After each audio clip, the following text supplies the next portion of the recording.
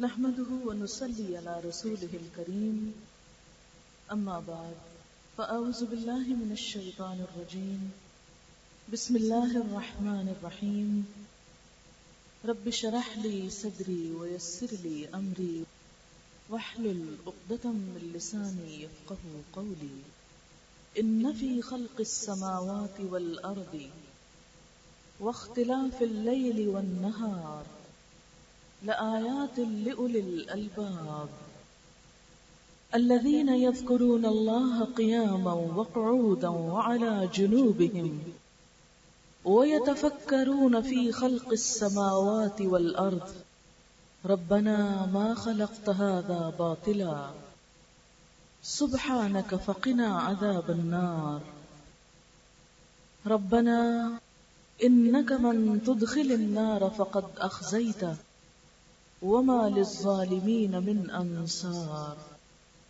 ربنا إننا سمعنا مناديا ينادي للإيمان أن آمنوا بربكم فآمنا ربنا فاغفر لنا ذنوبنا وكفر عنا سيئاتنا وتوفنا مع الأبرار ربنا وآتنا ما وعدتنا على رسلك ولا تخزنا يوم القيامة إنك لا تخلف الميعاد فاستجاب لهم ربهم أني لا أضيع عمل عامل منكم من ذكر أو أنثى بعضكم من بعض فالذين هاجروا وأخرجوا من ديارهم وأوذوا في سبيلي وقاتلوا وقتلوا لأكفرن عنهم سيئاتهم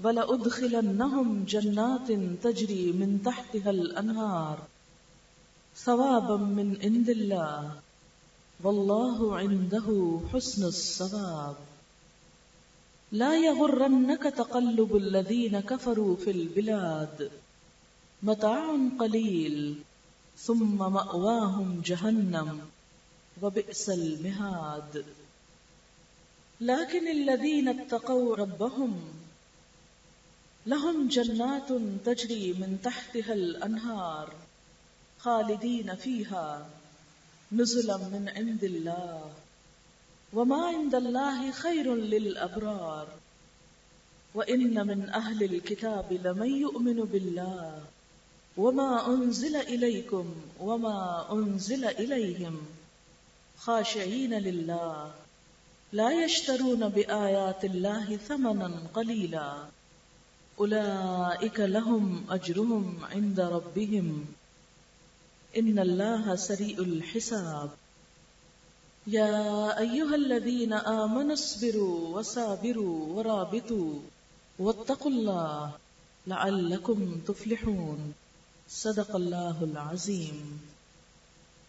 شروع کرتی ہوں اللہ کے نام سے جو بے انتہا مہربان نہایت رحم فرمانے والا ہے۔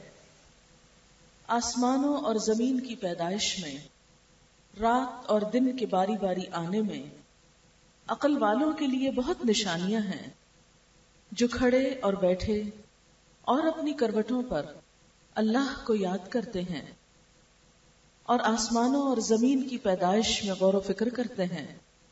وہ کہہ اٹھتے ہیں اے ہمارے رب، تو نے یہ سب کچھ بے مقصد نہیں بنایا، تو پاک ہے، بس ہم کو آگ کے عذاب سے بچا۔ اے ہمارے رب، تو نے جس کو آگ میں ڈالا اس کو تو نے واقعی رسوا کر دیا اور ظالموں کا کوئی مددگار نہیں۔ اے ہمارے رب، ہم نے ایک پکارنے والے کو سنا جو ایمان کی طرف پکار رہا تھا کہ اپنے رب پر ایمان لاؤ، بس ہم ایمان لائے۔ اے ہمارے رب، ہمارے گناہوں کو بخش دے اور ہماری برائیوں کو ہم سے دور کر دے اور ہمارا خاتمہ نیک لوگوں کے ساتھ کر۔ اے ہمارے رب، تو نے جو وعدے اپنے رسولوں کی معرفت ہم سے کیے ہیں ان کو ہمارے ساتھ پورا کر اور قیامت کے دن ہم کو رسوائی میں نہ ڈال، بے شک تو اپنے وعدے کا خلاف کرنے والا نہیں ہے۔ بس ان کے رب نے ان کی اس پکار کو قبول کر لیا اور جواب میں فرمایا میں تم میں سے کسی کا عمل ضائع کرنے والا نہیں ہوں، خواہ مرد ہو یا عورت، تم سب ایک دوسرے کے ہم جنس ہو، لہذا جن لوگوں نے میری خاطر اپنے وطن چھوڑے اور جو میری راہ میں اپنے گھروں سے نکالے گئے اور ستائے گئے اور میرے لیے لڑے اور مارے گئے، ان کے سب قصور میں معاف کر دوں گا اور انہیں ایسے باغوں میں داخل کروں گا جن کے نیچے نہریں بہتی ہوں گی، یہ ان کی جزا ہے اللہ کے ہاں، اور بہترین جزا اللہ ہی کے پاس ہے۔ اے نبی صلی اللہ علیہ وسلم، دنیا کے ملکوں میں خدا کے نافرمان لوگوں کا چلنا پھرنا تمہیں کسی دھوکے میں نہ ڈالے، یہ محض چند روزہ زندگی کا تھوڑا سا لطف ہے، پھر یہ سب جہنم میں جائیں گے جو بدترین جائے قرار ہے۔ اس کے برعکس جو لوگ اپنے رب سے ڈرتے ہوئے زندگی بسر کرتے ہیں ان کے لیے ایسے باغ ہیں جن کے نیچے نہریں بہتی ہیں، ان باغوں میں وہ ہمیشہ رہیں گے، اللہ کی طرف سے یہ سامان ضیافت ہے ان کے لیے، اور جو کچھ اللہ کے پاس ہے نیک لوگوں کے لیے وہی سب سے بہتر ہے۔ اہل کتاب میں بھی کچھ لوگ ایسے ہیں جو اللہ کو مانتے ہیں، اس کتاب پر ایمان لاتے ہیں جو تمہاری طرف بھیجی گئی، اور اس کتاب پر بھی ایمان رکھتے ہیں جو اس سے پہلے خود ان کی طرف بھیجی گئی تھی، اللہ کے آگے جھکے ہوئے ہیں اور اللہ کی آیات کو تھوڑی سی قیمت پر بیچ نہیں دیتے، ان کا اجر ان کے رب کے پاس ہے، اور اللہ حساب چکانے میں دیر نہیں لگاتا۔ اے لوگو جو ایمان لائے ہو، صبر سے کام لو، ایک دوسرے کو تھامے رکھو، ایک دوسرے سے رابطہ رکھو، اور اللہ سے ڈرو تاکہ تم فلاح پاؤ۔ معزز خواتین، اس وقت میں نے آپ کے سامنے سورۃ آل عمران کی آخری چند آیات پڑھی ہیں۔ یہ وہ آیات ہیں جو نبی اکرم صلی اللہ علیہ وسلم تہجد کے لیے جب اٹھا کرتے تھے تو وضو کرنے سے پہلے ان آیات کو پڑھتے تھے۔ نبی اکرم صلی اللہ علیہ وسلم کی یہ سنت ہمارے لیے بھی ایک نمونہ ہے۔ ہم سب آپ پر ایمان تو رکھتے ہیں، لیکن ہم میں سے کتنے لوگ ہیں جو آپ کے ان طور طریقوں پر عمل بھی کرتے ہوں؟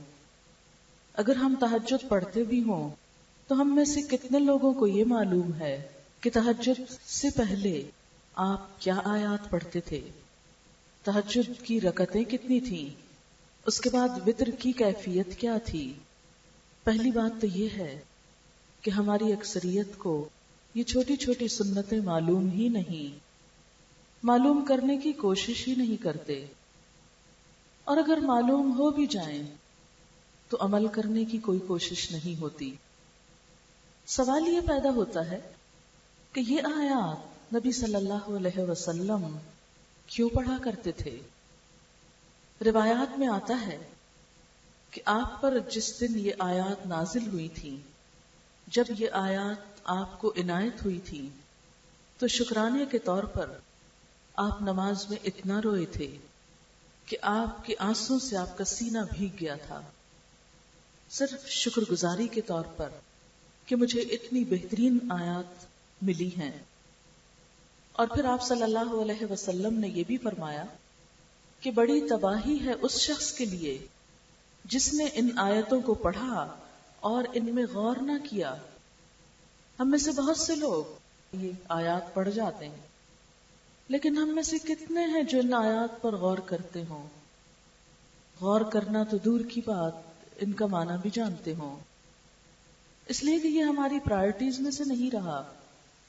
دین کا معاملہ، اللہ کی کتاب، یہ سب چیزیں ہماری زندگی کا اس طرح حصہ نہیں رہی جس طرح ہونی چاہیے تھیں۔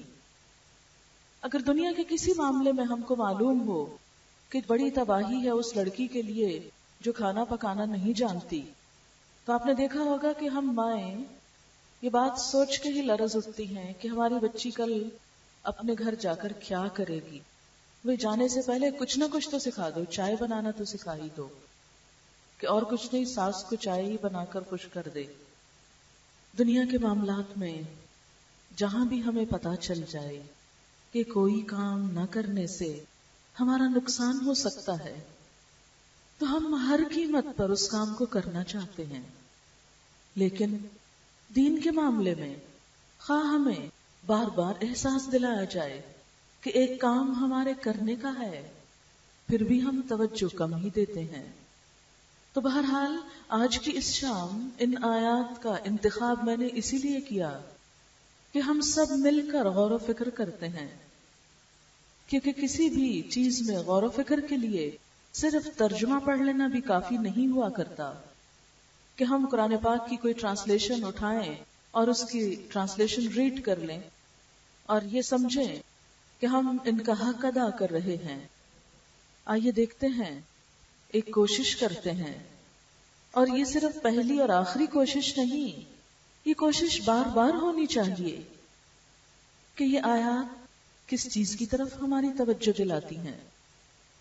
تو ابتدا ہوتی ہے اس آیت سے، ان فی خلق السماوات والارض واختلاف اللیل والنہار لآیات لأولی الالباب، یقیناً آسمانوں اور زمین کی پیدائش میں، رات اور دن کے اختلاف میں عقل مند لوگوں کے لیے بہت نشانیاں ہیں۔ ہم عموماً یہ سمجھتے ہیں کہ دین یا مذہب یا اسلام صرف چند ریچولز کے ادا کرنے کا نام ہے۔ 5 وقت کی نماز پڑھ لی، صبح قرآن کی تلاوت کر لی، تم سمجھتے ہیں کہ ہم نے اپنے فرائض پورے کر لیے۔ آپ ہم سے مزید کس چیز کا مطالبہ کرتے ہیں اور ہم کو کیا کرنا چاہیے؟ نہیں، یہاں پر آسمانوں اور زمین میں غور و فکر کی بات کی جا رہی ہے کہ جس طرح نماز پڑھنا ایک مسلمان کے لیے ضروری ہے، اسی طرح آسمان کی ساخت، آسمان کی وسعت، آسمان میں اللہ کی تخلیق، اللہ کی قدرت، اس پر غور و فکر کرنا بھی مسلمان کی ذمہ داری ہے، ہم سب کی ذمہ داری ہے۔ آپ کو معلوم ہوگا کہ مسلمانوں نے اس دنیا کو سائنس سے روشناس کرایا۔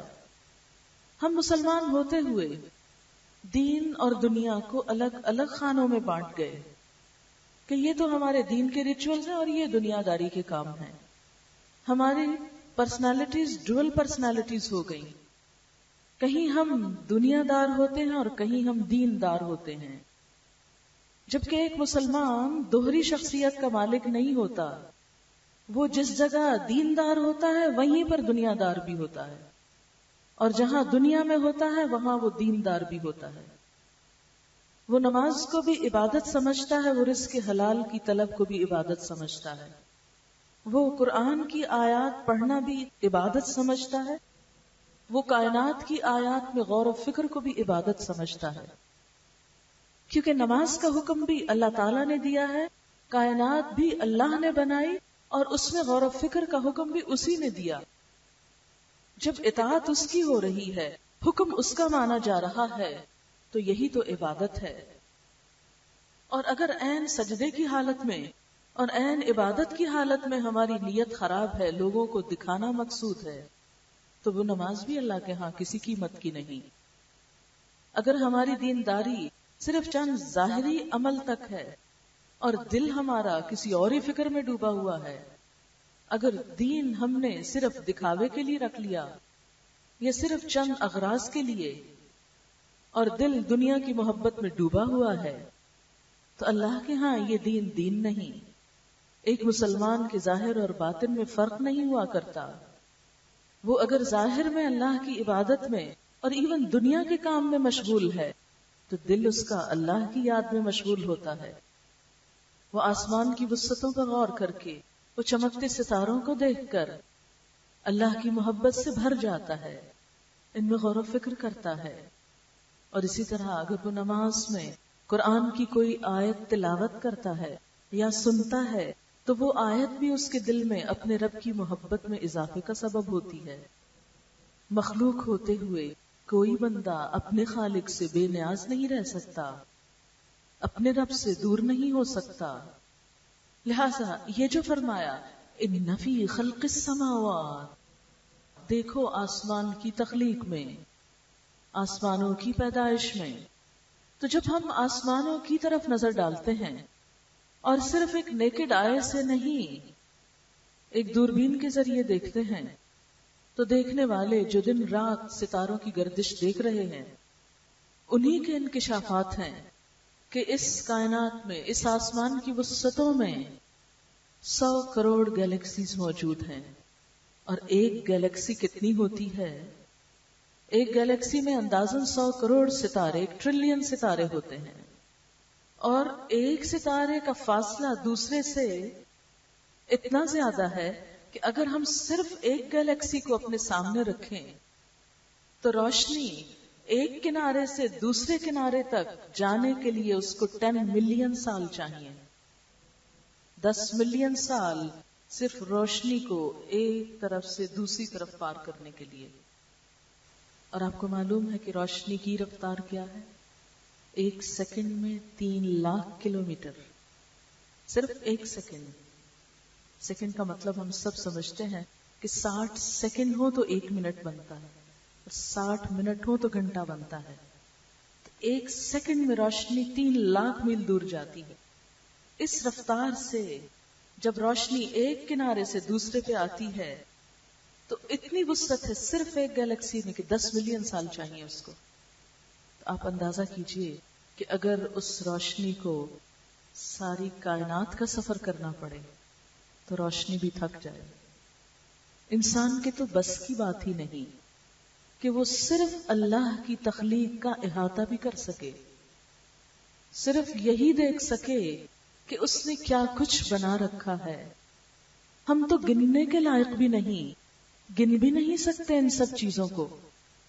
ان سب کا مشاہدہ کرنا، ان میں غور و فکر کرنا، اور اس سے اپنے رب کو پہچاننا، اپنے رب کی عظمت کا احساس کرنا، ہم سب کے لیے اللہ تعالیٰ کی طرف سے ایک دعوت ہے.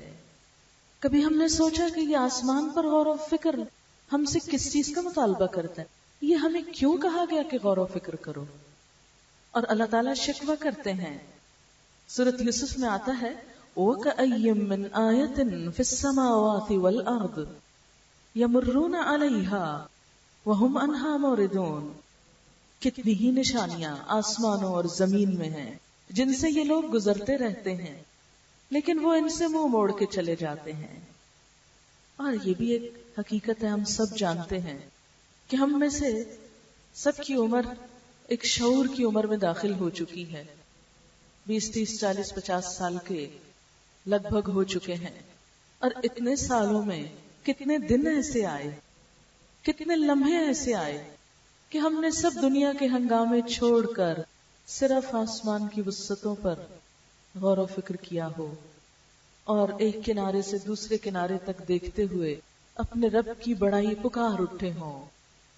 جیسے نبی صلی اللہ علیہ وسلم پکار اٹھتے تھے کہ ربنا ما خلقت ھذا باطلا، اللہ تو نے یہ سب کچھ بیکار میں نہیں بنا دیا، نہ یہ خود سے خود بنا اور نہ ہی یہ بیکار بنا، یہ با مقصد بنا. تو مقصد کیا ہے آسمان کی تخلیق میں غور و فکر کرنے کا؟ کہ انسان اپنے رب کی عظمت کو پہچانے، اپنے رب کی قدر کرنا سیکھے، اپنے رب سے تعلق بڑھائے. اور یہ وسعت جو رب کی محبت دیتی ہے، اسی وسعت کا اظہار، اسی بڑائی کا اظہار ہم نماز کی ہر رکعت میں کرتے ہیں. کیا کہہ کر؟ اٹھتے بیٹھتے اللہ اکبر، اللہ اکبر، اللہ سب سے بڑا ہے، اللہ سب سے بڑا ہے. لیکن پھر یہی کہوں گی کہ ابھی بھی ہم نے جیسے نماز پڑھی تو سچے دل سے ہم سب کسی دوسرے سے نہیں، اپنے دل سے پوچھیں. ہم سب خود سے سوال کریں کہ ہم میں سے کتنے لوگوں نے جب اللہ اکبر کہا تو واقعی اللہ کو بڑا سمجھا. ہمارے وہ الفاظ بس الفاظ ہی ہوتے ہیں. عموماً ہم جو بول رہے ہوتے ہیں اس کا احساس نہیں کرتے کہ ہم کیا کہہ رہے ہیں، خواہ ہم کو ترجمہ آتا بھی ہو. کبھی ہمیں غور کرنا چاہیے کہ نماز میں سب سے زیادہ ریپیٹیشن کس چیز کی ہے؟ ان 2 لفظوں کی، اللہ اکبر، اللہ اکبر. سجدے میں جاتے ہوئے، سجدے سے اٹھتے ہوئے، پھر سجدے میں جاتے ہوئے، پھر اٹھتے ہوئے، پھر رکوع میں آتے ہوئے، نماز شروع کرتے ہوئے، ہر سٹیپ پر اللہ اکبر، اللہ سب سے بڑا ہے. تو کیا جب ہم یہ کہتے ہیں اللہ سب سے بڑا ہے تو واقعی ہم دل میں بھی سمجھتے ہیں کہ اللہ سب سے بڑا ہے؟ کتنی بار ہمارے دل میں یہ احساس آئے کہ اللہ سب سے بڑا ہے، سب سے بڑا، اس سارے معاشرے سے بڑا، میرے دل سے بڑا، تمام لوگوں سے بڑا۔ اگر ہمیں اپنی زبان کے کہے ہوئے کو دیکھنا ہے تو واقعی جو ہم کہتے ہیں اللہ سب سے بڑا، جب دنیا کا کوئی معاملہ آتا ہے تو کیا انسان بڑے نہیں ہو جاتے؟ جب اللہ کا کوئی حکم آتا ہے، اللہ کی کسی اطاعت کی بات آتی ہے تو ہم یہ کم ہی سوچتے ہیں کہ اللہ کیا کہیں گے، ہم کیا زیادہ سوچتے ہیں ہائے لوگ کیا کہیں گے، لوگ کیا سوچیں گے۔ ہمارے دل میں کس کا ڈر زیادہ ہوتا ہے؟ کتنی دفعہ دن میں اللہ کا ڈر اور کتنی دفعہ لوگوں کا ڈر؟ جب ہماری خواہش نفس سامنے آتی ہے اور اللہ کا حکم سامنے آتا ہے، مثلا نماز ہی، دل چاہ رہا ہے سوتے رہیں، اللہ بلاتا ہے نہیں اٹھو، حی علی الصلاۃ، حی علی الفلاح، اور حی علی الصلاۃ سے پہلے کتنی دفعہ کہا اللہ اکبر، اللہ اکبر، اللہ اکبر، اللہ اکبر۔ یہ کیا پکار ہے؟ اللہ سب سے بڑا ہے۔ اور پھر کہا جاتا ہے آؤ نماز کی طرف، آؤ اللہ کی طرف، اور ہم سائڈ بدل کر دوسری طرف منہ موڑ کے سو جاتے ہیں۔ کبھی بھولے سے الارم لگا بھی دیں تو بند کر دیتے ہیں، ابھی سونے کو دل چاہ رہا ہے۔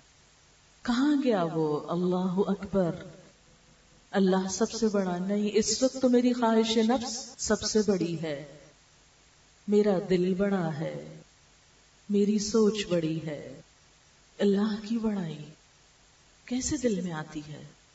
اگرچہ قرآن پڑھ کر آتی ہے، لیکن جیسے رب نے کہا کہ آسمانوں کی وسعتوں کو دیکھو، اس کی پیدائش پہ غور کرو، اس کی حقیقت کو جانو، اس کو سمجھو۔ ایک وہ وقت تھا کہ جب قرآن پڑھنے والے مسلمان صرف مردوں پر نہیں پڑھا کرتے تھے، کیونکہ آج تو ہمارا رواج کیا ہو گیا کہ ہماری یہ کتاب اس وقت کھلتی ہے جب کوئی دنیا سے جاتا ہے، اس وقت ہم ہوش میں آتے اوہ بیچارہ چلا گیا، اب اس کو ضرورت ہوگی، اس کے لیے کچھ کرو، پھر ہم سب بیٹھ جاتے ہیں پڑھنے کو۔ لیکن جب تک ہم خود زندہ ہیں اپنے لیے کم ہی پڑھ کے جمع کر رہے ہیں، کم ہی وقت ملتا ہے کہ خود کے لیے پڑھیں۔ تو ایک وقت ایسا تھا کہ مسلمان اس کتاب کو پڑھ کر کائنات کو مسخر کر رہے تھے، وہ دنیا کو نئے افق دے رہے تھے، وہ اللہ کی بڑائی اور عظمت کا احساس کائنات میں غور و فکر کے ساتھ دے رہے تھے۔ یہی وجہ ہے کہ آج بھی لائبریری آف کانگریس میں یہ بات لکھی ہوئی لٹک رہی ہے کہ اسلام نے دنیا کو سائنس سے روشناس کرایا، اور آج اتنا افسوس ہوتا ہے کہ خود مسلمان، خود دین کے پڑھنے پڑھانے والے دنیا کے علوم کی مخالفت کرتے نظر آتے ہیں۔ کہ اگر مسلمان دنیا کے علوم میں غور و فکر کریں تو سمجھا یہ جاتا ہے کہ یہ تو دنیا کا کام کرے، نیکی کا کام صرف یہ سمجھا جاتا ہے کہ قرآن کی تلاوت کر لی جائے، یا کوئی ذکر وظیفہ کر لیا جائے، یا کوئی ایسی مجلس مقرر کر لی جائے کہ جس کے اندر تو ہم اللہ کا نام لے کر خوب روئیں اور باہر نکل کر ہم کو سب بھول جائے کہ اللہ کی محبت کیا ہے۔ صرف چند لمحوں کے لیے ہم اللہ اور اس کے رسول صلی اللہ علیہ وسلم کو یاد رکھیں اور باقی زندگی میں ان کا کم ہی عمل دخل۔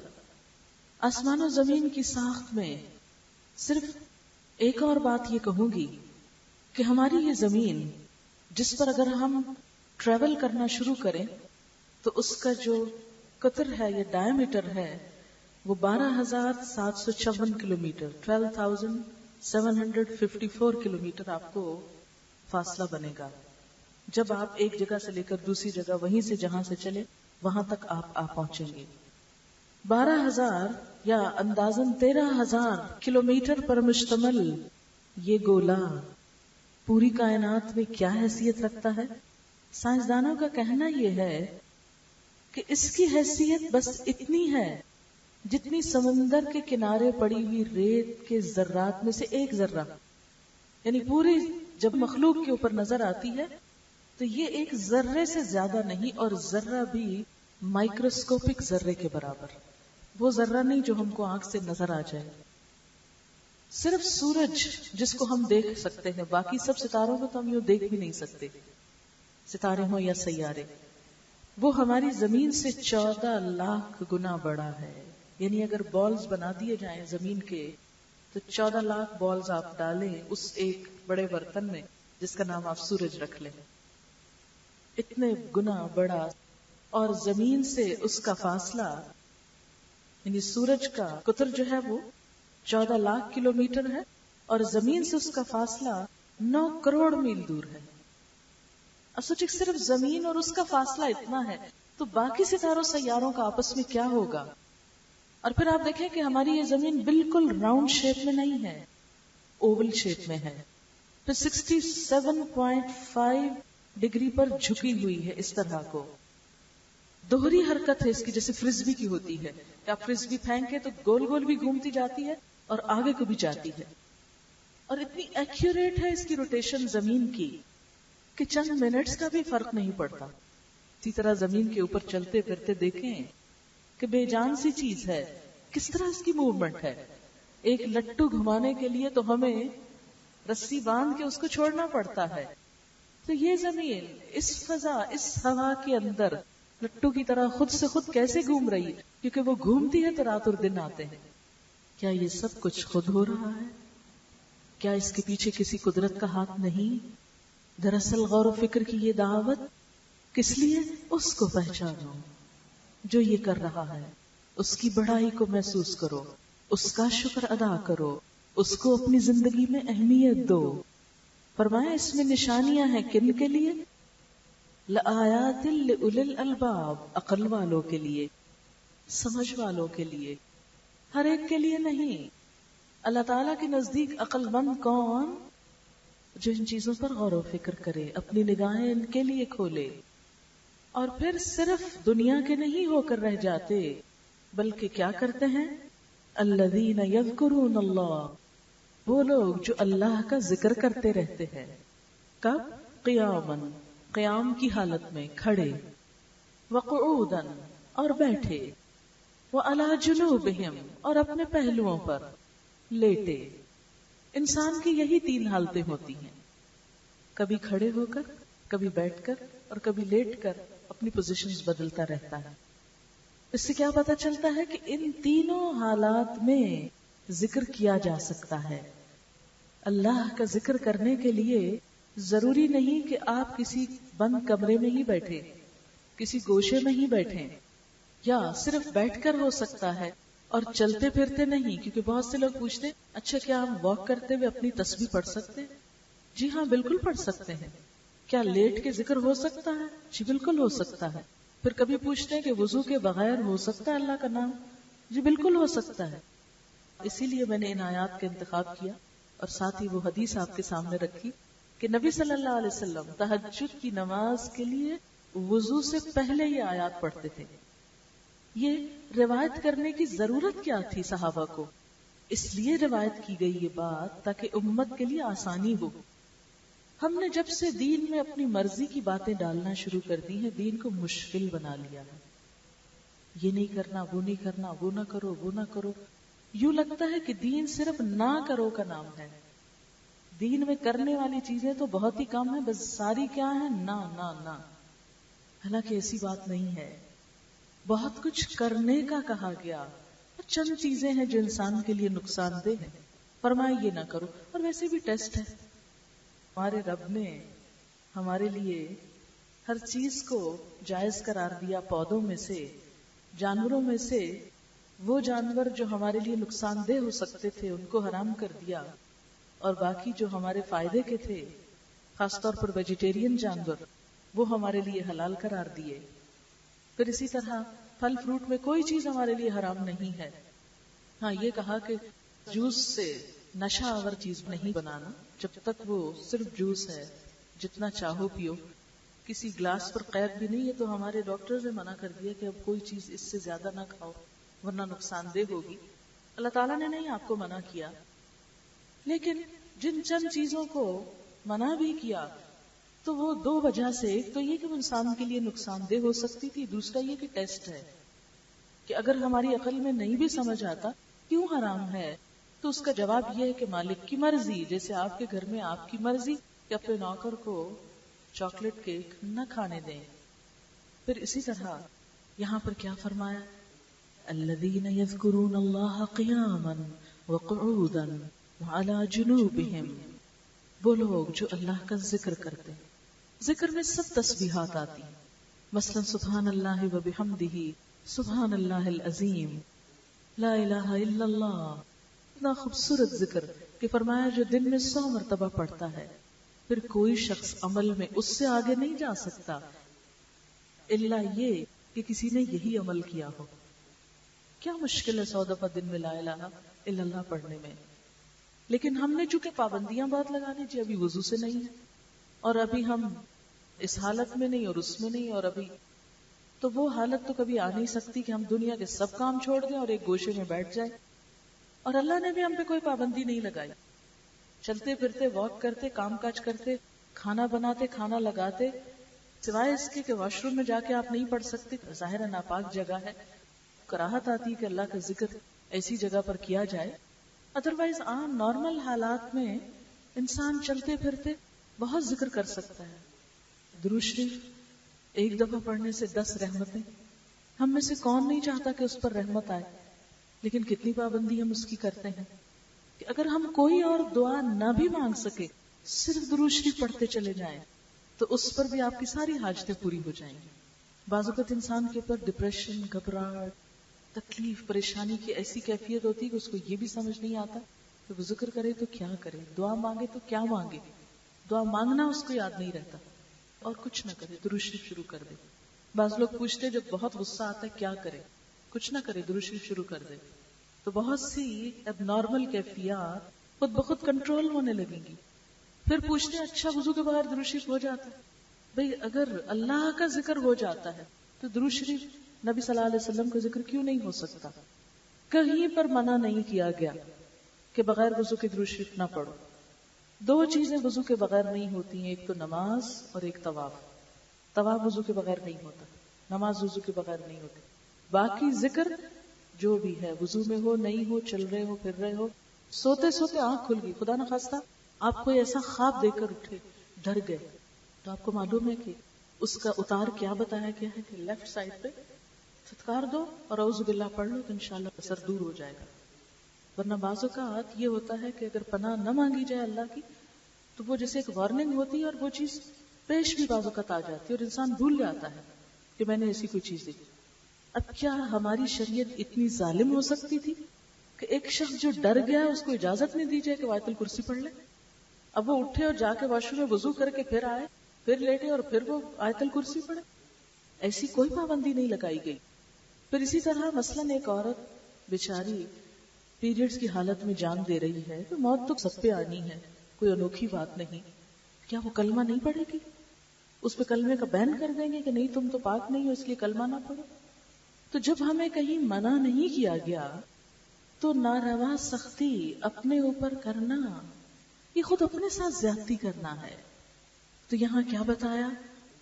الذین یذکرون اللہ قیاما وقعودا وعلی جنوبہم، کھڑے، بیٹھے، لیٹے، ہر حال میں اللہ کا ذکر کرتے رہتے. صرف مسجد میں نہیں، ہر حال میں، بیڈ روم میں بھی اور سیر کرتے ہوئے بھی، نماز کی حالت میں قیام پر بھی، بیٹھے سوچ رہے ہیں، ڈپریشن ہو رہا ہے تو بھی اللہ کا ذکر شروع کر دیتے ہیں. اور اس کے ساتھ ساتھ یعنی صرف ذکر نہیں بلکہ فکر بھی. وَيَتَفَكَّرُونَ، اور غور و فکر کرتے ہیں، فی خلق السماوات والارض، آسمان و زمین کی تخلیق میں. اب یہ غور و فکر صرف ہاتھ پہ ہاتھ رکھ کے نہیں ہوگا، یہ لیبارٹری میں بیٹھ کے ہوگا، یہ کسی رصد گاہ میں ہوگا. مسلمانوں نے یہ سب کچھ چھوڑ دیا کافروں کے لیے. تم غور و فکر کرو، ایجادات کرو اور ہم تم سے خرید لیں گے. یا زیادہ سے زیادہ کیا، اگر ہمارے بچے بھی گئے ایسی یونیورسٹیوں میں پڑھنے کے لیے، پڑھ کر وہیں نوکریاں کر لی، انہی کے کل پرزے بن گئے اور ملک میں سب برین ڈرین ہو گیا اور ہم پیچھے سے پیچھے چلتے چلے جا رہے ہیں. تو مسلمان کے لیے کسی لیب میں بیٹھ کر غور و فکر کرنا اللہ کی عبادت ہے، کیونکہ اس کا حکم قرآن میں ہے۔ ذکر زبان سے کرو اور فکر دماغ سے کرو۔ دیکھو، نگاہیں کھولو، تمہارا ذکر تمہاری راہ میں رکاوٹ نہیں ہے، اس لیے کہ مسلمان کو دو خانوں میں بانٹا نہیں گیا۔ اور پھر ذکر اور فکر کے بعد کس نتیجے پہ پہنچو؟ ربنا ما خلقت ھذا باطلا، اے ہمارے رب، یہ سب کچھ تو نے باطل نہیں بنایا، بیکار نہیں، بے مقصد نہیں۔ پھر کیا مقصد ہے؟ مقصد یہ ہے کہ رب کو پہچانا جائے جس نے یہ سب کچھ بنایا۔ دنیا میں آپ دیکھیں کہ کوئی بھی اچھی چیز آپ دیکھتے ہیں تو فوراً پوچھتے ہیں بنائی کس نے۔ کسی میز پر بیٹھ کر آپ کوئی مزے کی ڈش کھاتے ہیں تو فوراً پوچھتے ہیں کس نے بنائی، یہ کس کی ریسیپی ہے۔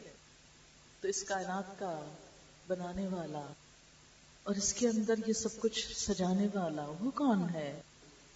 اس کو کیوں نہیں پہچانتے؟ اس کا ذکر کیوں نہیں کرتے؟ اس کا نام کیوں نہیں لیتے؟ اس کا اعتراف کیوں نہیں کرتے؟ ربنا ما خلقت ھذا باطلا، یہ سب کچھ ایسے ہی بیکار نہیں، یہ سب کسی مقصد کے لیے ہے۔ آپ دیکھیں کہ اگر آپ اپنے بچے کو ایک اسکول میں داخل کرا رہے ہیں تو ایسے ہی بے مقصد وقت پاس کرنے کے لیے وہ گھر میں اس کا کوئی کام نہیں، چلو اسکول چھوڑ آتے نہیں، آپ سوچتے ہیں کہ زیادہ بہتر کہاں ایجوکیشن ہو سکتی ہے اس کی، پھر آپ پوچھتے ہیں کیا پڑھا، وقت پہ پہنچاتے ہیں اس کو، قلم کاغذ لے کر دیتے ہیں، اسکول کی فیس دیتے، سب کچھ کرتے ہیں نا۔ کبھی یہ تو نہیں کیا کہ اسکول بچہ جا رہا ہے اور آ رہا ہے اور بس صرف، اور نہ اسکول والے اس کو پوچھ رہے کیوں آ رہے ہو اور نہ آپ پوچھ رہے ہیں کیا کیا جا کر۔ کبھی ہوا ایسے؟ نہیں۔ تو یہ کیسے ہو گیا کہ ہم اس دنیا میں آئے اور ہم سے نہ پوچھا جائے بھی کیوں آئے؟ یہ سب کچھ کھا رہے ہو، پی رہے ہو، سو رہے ہو، استعمال کر رہے ہو، اور تم سے نہ پوچھا جائے کہ یہ کس نے دیا یہ سب کچھ اور کیوں دیا اور کیا کرنا ہے اس سب کے ساتھ۔ جس طرح ایک بچے کا اسکول جانا بے مقصد نہیں، اسی طرح ہمارا اس دنیا میں آنا یوں ہی بیکار نہیں کہ ہمیں آنکھیں بھی دے دی جائیں جن کا نعم البدل کچھ اور نہیں، ہمیں سننے کو بھی دیا جائے، ہمیں زبان بھی دی جائے بولنے کو، ذائقے چکھنے کو، ہاتھ پاؤں دیے جائے، اور پھر نہ پوچھا جائے کہ کیوں ہے یہ سب کچھ، کہ صرف جسٹ فار انجوائمنٹ۔ مثلاً اگر کوئی شخص آپ کو آ کر ٹکٹ دے کہ جاؤ یہاں سے دبئی ہو آؤ، تو آپ پوچھیں گے نہیں کہ کیوں دیا یہ ٹکٹ، مجھے دبئی جا کے کیا کرنا ہوگا؟ کیا آپ آنکھیں بند کر کے، کان بند کر کے اس ٹکٹ لے لیں گے اور سفر کر کے واپس آ جائیں گے اور وہاں سڑکوں پہ گھوم پھر کے اور بس؟ تو اللہ نے جب ہمیں اس دنیا میں بھیجا تو محض یہاں کی سڑکوں پہ گھومنے پھرنے کے لیے نہیں، اور پھر ایسے ہی واپس نہیں چلے جانا، جا کر بتانا ہوگا کیا کر کے آئے، کیونکہ ٹکٹ دینے والے نے، یہ سب کچھ نعمتیں دینے والے نے کسی مقصد کے ساتھ ہی بھیجا ہے ہم سب کو۔ اسی لیے عقل مند لوگ کیا کہتے ہیں؟ اللہ یہ سب کچھ بیکار نہیں ہو سکتا کہ اتنا بڑا یہ سب کچھ ہو اور پھر یوں ہی کھیل تماشے کے طور پر ہو۔ سبحانک، تو پاک ہے کہ تو کوئی بیکار کام کرے اور ہم کو یوں ہی بے مقصد بھیج دے۔ فقنا عذاب النار، ہمیں آگ کے عذاب سے بچا لینا۔ تو مقصد کیا ہے؟ اس رب کو پہچانے، اس کی نعمتوں کی قدر کریں، اس رب کی عظمت کا دل میں احساس کریں، اس کا شکر ادا کریں، زبان سے اس کا ذکر کریں اور عمل میں اس کی اطاعت کریں، اس سے اپنا ایک ریلیشن شپ ڈیولپ کریں۔ پھر اس کے بعد عقل مند لوگ کیا دعائیں مانگتے ہیں؟ ربنا انک من تدخل النار فقد اخزیتہ وما للظالمین من انصار، ربنا اننا سمعنا منادیا ینادی للایمان ان آمنوا بربکم فآمنا، ربنا فاغفر لنا ذنوبنا وکفر عنا سیئاتنا وتوفنا مع الابرار، ربنا وآتنا ما وعدتنا على رسلک ولا تخزنا یوم القیامہ انک لا تخلف المیعاد۔ کہ جب ایک انسان کا اپنے رب سے تعلق ڈیولپ ہوتا ہے تو بار بار پکارتا ہے ربنا، پھر وہ بندہ بن کر اپنے رب سے دعائیں مانگتا ہے. دعا کو عبادت کا نچوڑ کہا گیا. ایک کے بعد ایک دعا، ایک کے بعد ایک دعا. یہ قرآن پاک کی واحد جگہ ہے جہاں کئی دعائیں اکٹھی آئی ہیں کہ جب ایک شخص اپنے رب کے گہرے احساس اور تعلق کو محسوس کرتا ہے تو پھر زبان صرف مانگتی ہے کہ وہ رب بڑا ہے، میرا سب کچھ اسی کے ساتھ وابستہ ہے، میرے لیے سب کچھ میرا مالک ہے. کیا ترجمہ ہے ان دعاؤں کا؟ اے ہمارے رب، ہمیں دوزخ کے عذاب سے بچا لے. دوزخ کے عذاب سے کیوں؟ کہ اگر تو ناراض ہو گیا تو وہ قید خانہ رکھا ہے تو نے. ہم کوئی ایسا کام نہ کریں کہ جس سے تو ناراض ہو. تو نے جسے دوزخ میں ڈالا اسے در حقیقت بڑی ذلت اور رسوائی میں ڈالا. دنیا میں بھی آپ دیکھیں بے وجہ بھی جیل جانا ایک رسوائی کی بات ہوتی ہے. کبھی کوئی اپنے کارناموں میں یہ نہیں بتاتا کہ میں جیل جا چکا ہوں. اگر کوئی جا بھی چکا ہو تو چھپاتا ہے. اور یہ تو دنیا کی چھوٹی موٹی باتیں ہیں کہ کسی کو پکڑ لیا جائے. اصل رسوائی تو آخرت کی ہے کہ کوئی جہنم میں چلا جائے اور پھر ایسے ظالموں کا کوئی مددگار نہ ہو. مالک، ہم نے ایک پکارنے والے کو سنا. یہ کون تھا پکارنے والا؟ نبی صلی اللہ علیہ وسلم. اور ان کے بعد ان کی امت کے وہ لوگ جو لوگوں کو اللہ کی طرف پکارتے ہیں کہ آؤ لوگوں مل بیٹھ کر اللہ کی باتیں کریں. کیونکہ قرآن اللہ کی پکار ہے جو بندوں کو پکارتی ہے. یہ آیات دعوت دیتی ہیں، آؤ ہم پہ غور و فکر کرو. آپ دیکھیں کہ دنیا کا کوئی کام کر کے ہم کبھی یہ نہیں کہتے کہ یہ کام ہم نے پہلے بھی کیا ہوا ہے. کسی شادی پہ جاتے ہوئے کبھی ہم نے کہا کہ ہم بہت شادیوں پہ جا چکے ہیں، اب اس پہ جانے کی کیا ضرورت. لیکن دین کی کسی مجلس میں جانے سے پہلے ہم کیا کہتے ہیں؟ میں نے بہت درس سن رکھے ہیں، اب اور درس پہ جانے کی کیا ضرورت ہے. دنیا کی کسی چیز سے دل نہیں بھرتا ہمارا. اللہ کی باتوں سے ہم بہت خوش نظر نہیں آتے. یہ ہمارا رویہ کیا بتاتا ہے کہ اس کے کلام میں ہماری کتنی دلچسپی ہے. اب دیکھیں کہ مائیں اپنے بچوں کی ایک بات بار بار کرتی رہتی ہیں. آج بچے نے یہ کھایا، آج یہ بولا، آج یہ کیا، آج وہ کیا. یہ شوہروں کی باتیں یا کسی اور چیز یا کپڑوں کی دلچسپی کی بات ہے نا، کسی کی دلچسپی کوئی، کسی کی کوئی، اور کر کر کے نہیں تھکتے. کبھی ہم اپنی گفتگو پہ غور کریں، روز ایک ہی چیز ریپیٹ کر رہے ہوتے ہیں بازو کا. تو جس چیز میں انٹرسٹ ہوتا ہے اس کی تو بار بار بات کرتے ہیں. اللہ کی کتاب لو، بار بار ایک ہی بات سنی جائیں گے. کس کو نہیں پتا کیا لکھا ہے اس میں. اس کتاب کو ذکر بھی کہا گیا، اور ذکر کا مطلب بار بار دہرانے والی چیز. جسے میں نے شروع میں کہا تھا کہ مت سوچیں کہ یہ آیات پہلی اور آخری مرتبہ غور و فکر نہیں. اگر کل آپ کو کوئی بلا کے کہے آؤ ان آیتوں پہ غور کریں تو کبھی اس کو کمتر چیز نہ سمجھیں. قرآن کے اتنے رنگ ہیں، اتنا حسن ہے اس میں کہ کل اگر آپ پھر بیٹھ کے غور و فکر کریں گے تو ایک نئی ہی لذت پائیں گے. دنیا کی ایک ہی چیز تو ایسی ہے جس میں بوریت نام کی چیز نہیں. ہر چیز سے انسان کا دل بھر جاتا ہے. ایک کھانا اگر مہمانوں کے آنے پہ آپ نے کھایا، اس کو انجوائے کیا، اگر آپ کو رات کو وہی کھانا پڑ جائے اور اگر ناشتے میں پھر وہی ٹیبل پہ رکھ دیا جائے تو آپ غصے میں اٹھ جائیں گے کہ بار بار ایک ہی کھانا کھلایا جاؤ گے اور نہیں کھا سکتے. اپنی ایک کپڑا لو، اس شادی پہ بھی پہنا تھا آج پھر وہی پہن لیں، اس فنکشن پہ پہنا آج پھر یہی پہن لیں. لیکن اللہ کی کتاب 10 دفعہ بھی آپ ایک آیت کو پڑھیں اور سمجھیں تو 11ویں دفعہ آپ یہ نہیں کہیں گے کہ لو یہ تو پہلے بھی سمجھی تھی میں نے. نہیں، قرآن ایک ایسا معجزہ ہے. ہر نبی کا معجزہ اس کے ساتھ ہی ختم ہو گیا. نبی صلی اللہ علیہ وسلم کی نبوت قیامت تک باقی ہے. آپ کا معجزہ قرآن ہے، یہ بھی قیامت تک باقی ہے. اور اس کے اندر جو آیات میں معنی اور غور و فکر سے انسان جو کچھ پاتا ہے وہ ہر روز نیا ہے، ہر روز کے مسائل کا حل ہے. بہرحال عقل مند لوگ قیامت کے دن کیا کہیں گے؟ اللہ، ہم نے ایک پکارنے والے کو سننا، وہ ایمان کی طرف پکار رہا تھا. انا آمنوا بربکم، آؤ اپنے رب پہ ایمان لاؤ. صحابہ کرام میں سے ایک نے کسی دوسرے کو کہا آؤ ہم تھوڑی دیر کے لیے ایمان لے آئیں، تو وہ ناراض ہوئے. میں تمہیں بے ایمان نظر آتا ہوں، مجھے کہتے ہو ایمان لے آئے. وہ اٹھ کر نبی صلی اللہ علیہ وسلم کے پاس چل دیے کہ یا رسول اللہ صلی اللہ علیہ وسلم، یہ شخص کہہ رہا ہے کہ آؤ تھوڑی دیر کے لیے ایمان لے آئیں، میں تو پہلے سے ہی ایمان لایا ہوا. آپ صلی اللہ علیہ وسلم مسکرا پڑے. آپ نے فرمایا نہیں، تمہیں نہیں معلوم، یہ دراصل تمہیں اللہ کے ذکر کی طرف بلا رہا ہے، اللہ کی کتاب کی طرف، کہ آؤ مل بیٹھ کر اللہ کی کتاب پڑھے تاکہ ایمان تازہ ہو. پھر سے ایمان لے آئے، پھر سے ایمان. کیونکہ اللہ کی کتاب جتنی دفعہ پڑھی جائے اتنی دفعہ ایمان تازہ ہو جاتا ہے. بالکل ایسے جتنی دفعہ آپ پودوں کو پانی دیتے ہیں، ان کے اوپر ترکاؤ کو روز ڈالتے ہیں نا، تو پھر وہ پھر نکھر آتے ہیں، پھر ان کا سبزہ چمک آتا ہے.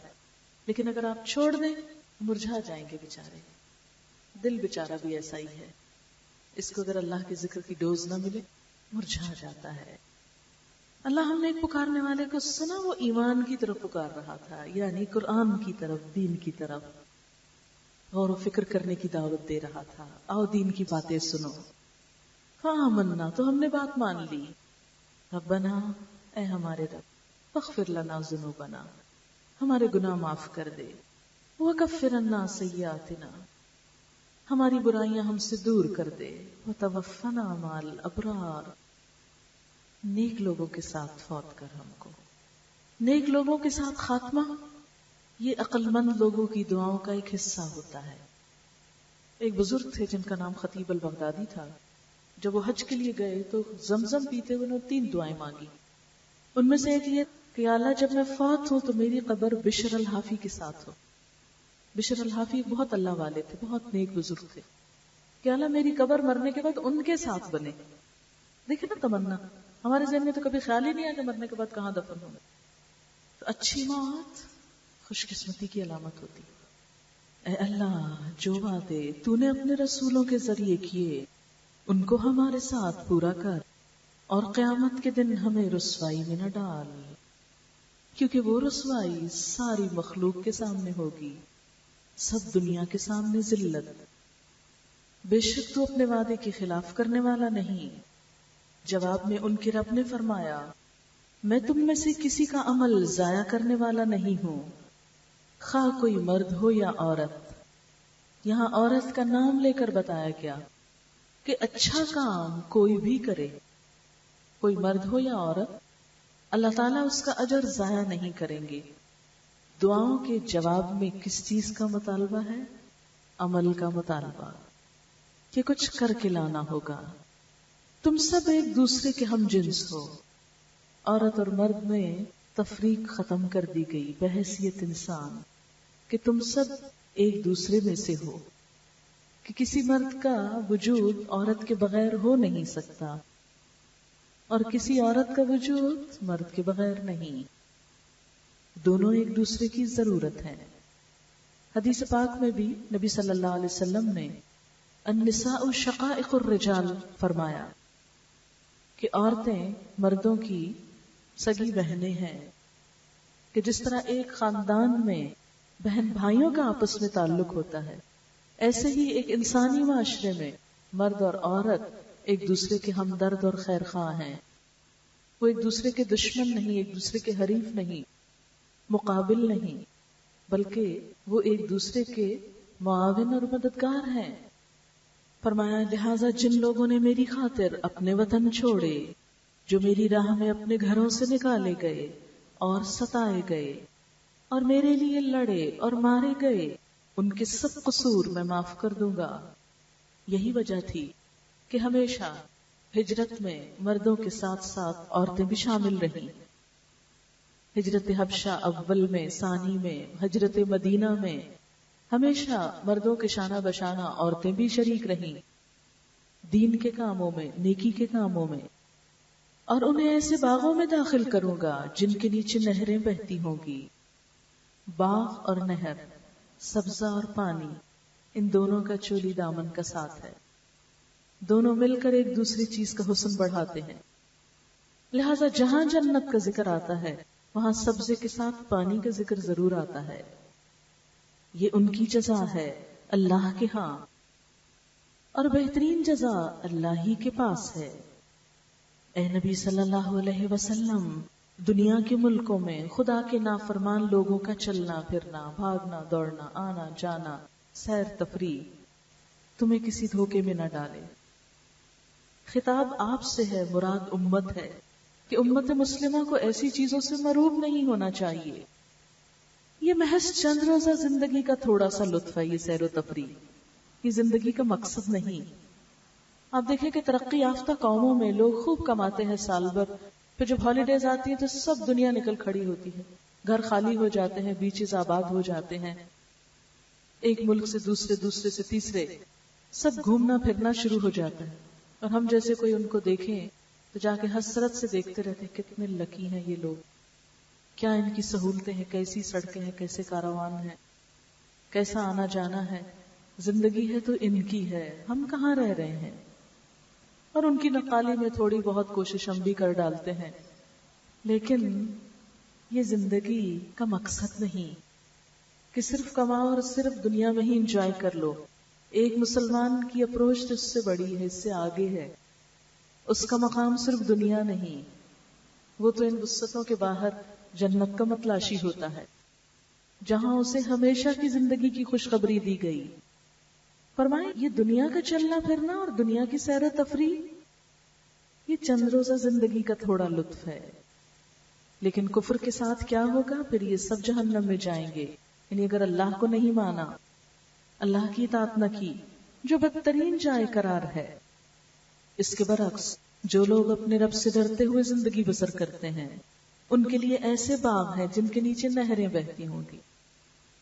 دوبارہ جنت کی تعریف وہی کی گئی. ان باغوں میں وہ ہمیشہ رہیں گے.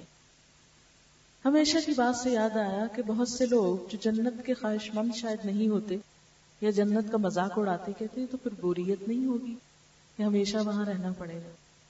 دنیا میں رہ کے تو ابھی بوریت نہیں ہوئی، جہاں سب مرضی پوری نہیں ہوتی، کوئی نہیں مرنا چاہتا. جتنی زندگی زیادہ ہوتی ہے اتنی ہی جینے کی خواہش زیادہ ہوتی، اور جتنی چند نعمتیں زیادہ ہیں اتنی دنیا کو چھوڑنے کا غم زیادہ لگتا ہے کہ ہاں یہ سب اتنا خوبصورت گھر یہ سب چھوڑ جائیں گے. پھر ہم دل پہ ہوک اٹھتی ہے. تو جنت میں بوریت کیسے ہو گئی؟ یہ تو ایسے ہی جیسے کوئی انگور حاصل نہ کر سکے تو کہے انگور کھٹے ہیں. فرمایا وہاں وہ ہمیشہ رہیں گے. اللہ کی طرف سے یہ مہمانی ہوگی.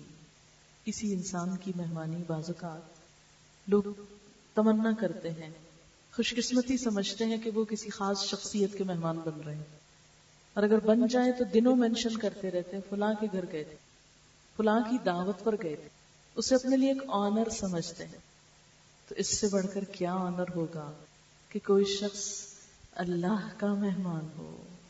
جنت میں آنے والوں کو اللہ تعالیٰ اپنا مہمان قرار دیتے ہیں. نزلا من عند اللہ وما عند اللہ خیر للابرار. اور جو اللہ کے پاس ہے وہ نیک لوگوں کے لیے بہت ہی اچھا ہے. دنیا میں تو اس کا تصور ہی نہیں کر سکتا کوئی.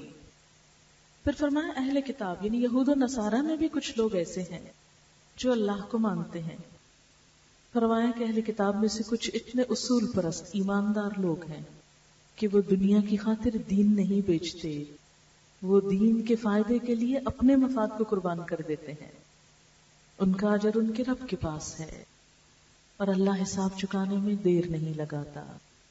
اے لوگوں جو ایمان لائے ہو صبر سے کام لو، کہ یہ زندگی ایک امتحان ہے اور اس میں کامیابی صبر کے ساتھ ہے. وَالصَّابِرُوا ایک دوسرے کو تھام کے رکھو. یعنی جب کوئی شخص پریشان ہونے لگے، نیکی کے راستے سے پیچھے ہٹنے لگے تو اس کو پکڑ لو، تھام لو.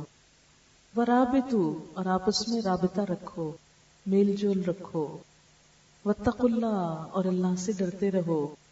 لَعَلَّكُمْ تُفْلِحُونَ تاکہ تم فلاح پاؤ. تو آخر میں کامیابی کی 4 باتیں بتائی گئیں. نمبر 1 صبر. کس چیز پر؟ تکلیف دہ حالات پر، اللہ کی اطاعت پر. آپ دیکھیں نماز کیسے پڑھ سکتے ہیں اگر صبر نہ ہو؟ اتنی دیر چپ رہا جاتا ہے، یا اتنی دیر کچھ بھی نہ کریں، ہم دنیا کا کام نہ کہیں دیکھیں، نہ سوئیں، نہ کھائیں، نہ پیئیں، بس اللہ کا ذکر کریں ایک بند کے. مشکل لگتا ہے نا، اسی لیے بہت سے لوگ نہیں پڑھتے. وضو کرنا وہ بھی ایک مشکل کام. چھوٹی چھوٹی چیزوں میں مشکل ہوتی. اپنے مال میں دوسرے کو شریک کرنا. فرمایا اصبروا صبر سے کام. اسی طرح گناہ کا پورا موقع سامنے ہے، اپنا ہاتھ روک لے انسان. رشوت اس کے دروازے پہ رکھی ہوئی، اس کو ٹھکرا دے. اصبروا نہیں، حرام ہے، ہاتھ نہیں لگانا. وصابروا ایک دوسرے کو تھام کے رکھنا، اس کو بتانا دیکھو تم نے غلط نہیں کرنا. بعض اوقات آپ نے دیکھو کہ لوگ ڈپریشن میں خودکشی تک کرنا چاہتے ہیں. نہیں، دوسروں کو بھی تھامو. صابروا ورابطو، اور ایک دوسرے سے رابطہ رکھو، اچھائی پر ایک دوسرے سے میل ملاقات رکھو. آپ دیکھیں کہ بہت سے لوگ مغرب میں جو نفسیاتی بیماریوں کا شکار ہوتے ہیں وہ محض تنہائی کی وجہ سے. تو ہماری مشرقی روایات میں جو ملنا جلنا ہے اگر حدود کے اندر ہو تو یہ انسان کے لیے ایک نعمت ہے. اس میں رشتہ داروں کے حقوق کا خیال کرنا، رشتے ناتوں کا خیال کرنا، معاشرتی میل ملاپ، لین دین، یہ سب کچھ کیا ہے؟ کامیابی کی علامت ہے. کوئی بیمار ہو تو پتہ ہونا چاہیے، کوئی ضرورت مند ہو تو پتہ ہونا چاہیے، کوئی فوت ہو جائے تو پتہ ہونا چاہیے. مسلمان کے مسلمان پر حقوق ہیں. واتقوا اللہ، اور سب چیزوں میں اللہ سے ڈرو. کیوں؟ لعلکم تفلحون، تاکہ تم کامیاب ہو سکو. اللہ تعالی ہمیں عمل کی توفیق عطا فرمائے. وآخر دعوانا ان الحمد للہ رب العالمین. دعا کر لیں.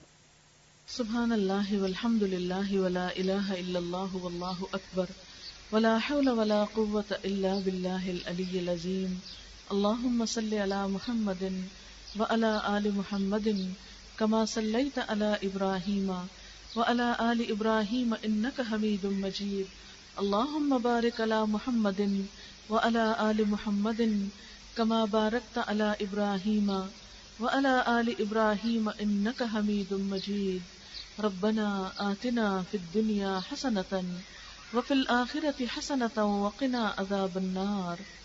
ربنا لا تزغ قلوبنا بعد إذ هديتنا وهب لنا من لدنك رحمة إنك أنت الوهاب. ربنا هب لنا من أزواجنا وذرياتنا قرة أعين واجعلنا للمتقين إماما. یا اللہ پاک، جو کچھ ہم نے پڑھا ہے اپنی رحمت سے قبول فرما. یا اللہ، جو بات آپ کو پسند آئی ہو ہمیں اس پہ عمل کی توفیق عطا فرما.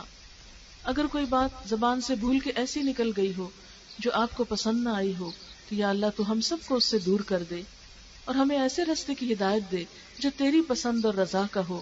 اللہ تو ہمارے دلوں میں اپنی محبت پیدا کر دے، ہمیں اپنا قرب نصیب فرما، ہمیں اپنے شکر گزار بندوں میں شامل کر لے، ہمیں اپنے ذکر کی توفیق عطا فرما، ہمارے دلوں کو سکون عطا فرما، ہمارے گھروں میں خوشیاں پیدا فرما، ہماری اولاد کو ہماری آنکھوں کی ٹھنڈک بنا، ہمارے والدین پر اپنی رحمت فرما. یا اللہ تمام بیماروں کو صحت عطا فرما. یا اللہ سب دکھی لوگوں کے دکھ دور فرما، سب پریشان حالوں کی پریشانیاں دور فرما. یا اللہ ہمارے ملک میں امن و امان پیدا فرما. یا اللہ ہمارے لوگوں کو ہدایت عطا فرما، انسانوں کا احترام کرنا سکھا. یا اللہ ہمیں اپنے رسول صلی اللہ علیہ وسلم کے اسوہ حسنہ پر چلنے کی توفیق عطا فرما. یا اللہ تو ہم سب کو اپنی رحمت سے ڈھانپ لے. یا اللہ تو دنیا اور آخرت کی بھلائیاں نصیب فرما. یا رب العالمین ہماری آخرت کے مرحلوں کو بہت آسان کر دینا، ہمارا خاتمہ ایمان پر کرنا. یا رب العالمین تو ہمیں اپنا قرب نصیب فرمانا. یا اللہ تو قبر کو روشن کر دینا، جنت الفردوس میں جگہ عطا فرمانا. تو ہمیں اپنے شکر گزار بندوں میں شامل کر لینا، صالح اور نیک بندوں سے ملانا. ربنا تقبل منا انک انت السمیع العلیم وتب علینا انک انت التواب الرحیم. وصلی اللہ تعالی علی خیر خلقہ محمد وعلی آلہ واصحابہ واہل بیتہ اجمعین برحمتک یا ارحم الراحمین. الہی آمین. سبحانک اللہم وبحمدک نشہد ان لا الہ الا انت نستغفرک ونتوب الیک.